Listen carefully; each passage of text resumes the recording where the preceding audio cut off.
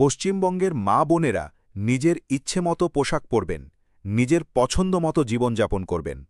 নারী সুরক্ষা নিয়ে পশ্চিমবঙ্গের ক্যাবিনেট মন্ত্রী অগ্নিমিত্রা পাল কি বললেন শুনুন।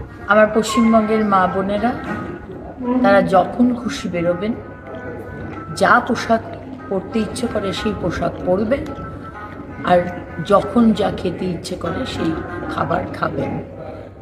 কেউ বলবে না আপনাকে কি পরতে হবে, কি খেতে হবে, আর কখন আপনার বেরোনো উচিত বা কখন আপনার বেরোনো উচিত নয়।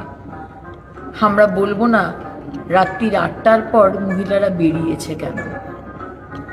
মন খুলে খোলা আকাশের নিচে বিজেপি সরকারের আমলে নিঃশ্বাস নিন, স্বাধীনতার নিঃশ্বাস। এবং আরেকটাও সুখবর, এতদিন উইমেন হেল্পলাইন নাম্বার ছিল না, আমরা বহুবার বলেছিলাম। তাই খুব শীঘ্রই 181 উইমেন হেল্পলাইন নাম্বার আমরা চালু করতে শুরু করেছি, চালু করব খুব তাড়াতাড়ি, খুব শীঘ্র।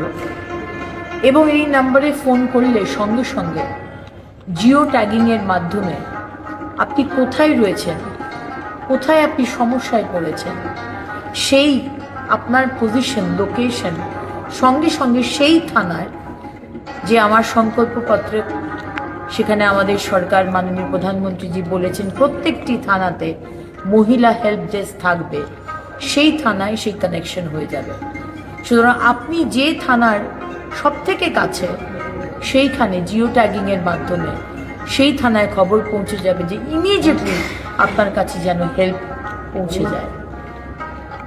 তাই আমার সমস্ত মা বোনেরা, আমার সমস্ত মা দুর্গা, মা লক্ষ্মী, মা কালী, মা সরস্বতী, মা মনসা, মা জগদ্ধাত্রীরা আর মরাল পুলিশিং আপনাদের কেউ করবে না। ভালো থাকবে।